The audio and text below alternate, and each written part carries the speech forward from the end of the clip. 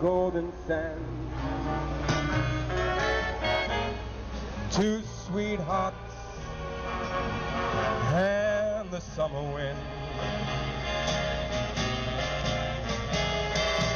like painted kites, those days and nights, they went flying by. The world was new beneath the blue umbrella sky. Only in New York City can you find a construction worker who is swooning walkers by singing Frank Sinatra. That is Gary Russo, and he is known as the Second Avenue Subway Sinatra. Dr. Andrea Goeglein is joining us this morning. She has written a book titled Don't Die with Your Song Unsung, and it is about Gary Russo. This is a true story. Good morning, doctor. Thank you. Okay, tell me, let's hear about Gary's story. This is amazing, and I love this book. It is amazing, and what actually began to happen is a lot of things that happens to people in their 30s and 40s. They start wondering, am I wasting my life? Did I miss my dreams? And in his case, he had a little awakening one morning that, you know, something was happening in his life, and it caused him to say, I need to look at myself. And in that process, he was already a construction worker for 15 years. He was well established, had children. But he knew that as a child, he had always wanted to be a performer and actually had wanted to go to college to do that. And his parents, as many of us have been told, you can't make, how are you going to make money doing that? Right. Okay? Right. So he got to take 1 or 2 classes and then had to stop.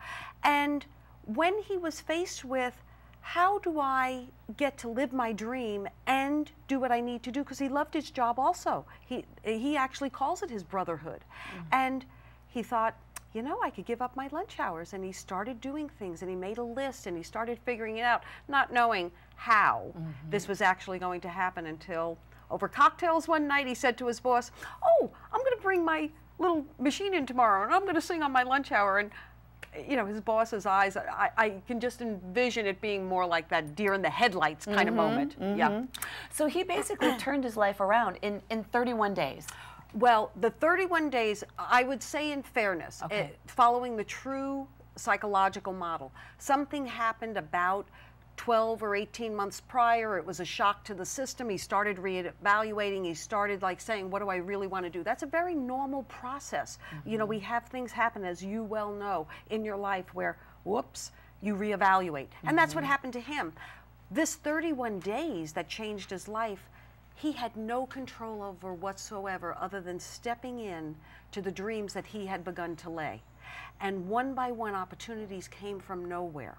And within the first 72 hours, to go from singing on your lunch hour to then having the New York Post run an article, being on Good Morning America, Brian Williams, and then the next 31 days, people coming and coming, and it was just so beautiful. Let's talk about people coming into his life. So here he is.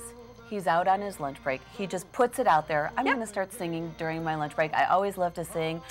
And a gentleman by the name of David Fisher comes walking by. I love David Fisher. And is taken by Gary. And here he is singing again. And so a couple days later, David Fisher shows up with his video camera. And what does he say to him? He just he actually asked the day before. David had seen him, typical New Yorker, but with a New Yorker with a ton of energy.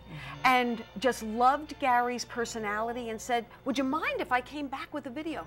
What's so unique about that, David, even as hip as he is, had only put one other video up on YouTube 5 years prior. 5 years prior. So this wasn't a person who was like every total where he social went, media. Nope. Yeah. He just and so he came back with and took the video. And he uploads it to YouTube. Uploads it to YouTube, and at the same time, he kind of calls a friend at the New York Post. Right, a buddy of his tells him about this guy. Tells him, and the buddy happens to be someone who investigates murders, and said, are you kidding me? I mean. Yeah, step away from a murder versus like, I'm going to go do a story on a construction guy singing in Manhattan. Right, yeah. So David just assumed his friend wasn't going to do anything. And lo and behold, awakened the next morning to this big article in the Post. So it was just a very serendipitous. And the synchronicity, like why, you know, and this is something that I always try and help people understand when it comes to the psychology of living your dreams.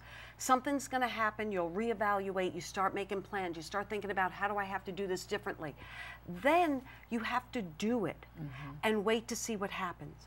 And that's what really did happen at that point. Let's talk about, okay, the definition of synchronicity. Let's talk about that, why it is so important, and how it helped to make action occur. Okay, so the definition, synchronicity is unrelated events coming together and then blooming into something. Hence, David Fisher walking by, catching Gary singing, comes back, films him, uploads it, calls his buddy who happens to work at the New York Times.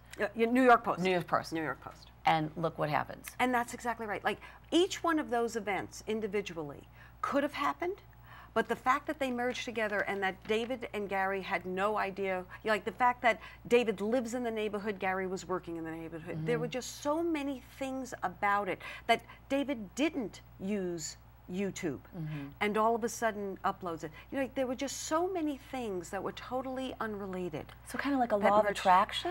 Well, I stay away from that term only because I work in the science of well-being, the science of positive psychology.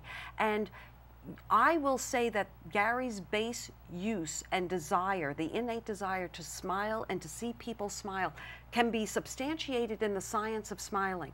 And many will say that's the law of attraction. Well, what science will tell you about that, as you uplift your own mood, the people around you will respond. There's actually psychological response points. They'll respond a little higher. So am I attracting you being nicer? Is my smile, you know, how does that work? So yes, I will use that terminology when it comes from did you attract it, but you attracted it because you actually put it out first. You put it out there. Yes. Okay, and it's kind of, so if you make the effort first, then it's going to come back to you. Absolutely. Okay, now you also mentioned, and I love this phrase, and I was going to tweet about this phrase this morning. Experience is what you get when you don't get what you want. Exactly. I mean, we want everything, we want it now. We want to lose 10 pounds in a day. You know, we want to be healthy in a day. Right. And sometimes it's going to come around in a different way. And that's one of the things. The books are designed to be read in 30 minutes. The books are designed with 4 main adages. I do workshops on these 4 same adages where people come together and write their stories.